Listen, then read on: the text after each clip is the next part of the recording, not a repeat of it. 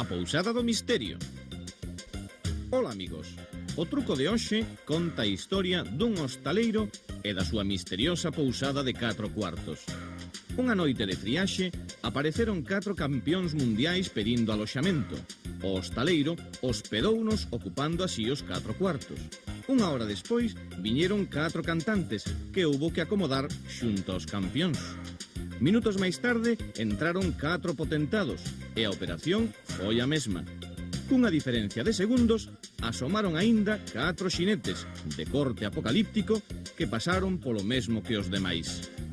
Cando xa estaban todos a dormir, comezou unha inesperada tormenta que provocou que todos se erguesen desconfiados e medoñentos baixaran a sentar ao redor da lareira. Alí, mentres bebían para combater o frío e a vergonza, polo medo que pasaran, cantaban e falaban a voces tan altas que o hostaleiro decidiu mandalos de volta á cama.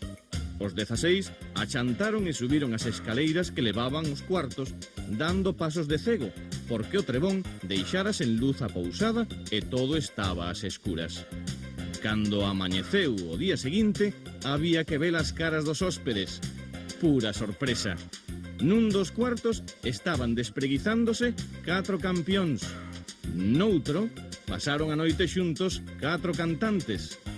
No terceiro, non podían crer o que vían 4 potentados. E no cuarto, amontoábanse os 4 xinetes. Alguén fixera maxia na Pousada do Misterio. Para facer o truco precisamos 4 ases, 4 reis, un 5 de ouros, 4 cabalos e 4 sotas. O segredo está en colocar as cartas intercaladas, as, sota, rei e xinete, ou campión, cantante, potentado e xinete. O único que tedes que facer é xuntalas dispoñéndoas do revés en riba do hostaleiro, e a maxia do truco xa se forma ela soa. Porque, cortedes por onde cortedes e as veces que queirades, ao descubrir de las cartas e de lo ver aquí, nunca vos van sair dúas do mesmo pau de maneira consecutiva, nin desta volta, nin das outras. O misterio que tanto preocupaba aos hóspedes da Pousada Misteriosa non tiña ningún misterio, aínda que non será iso o que pensen os vosos amigos cando vos teñan que dicir como o fixestes. Agora o truco está nas vosas mans.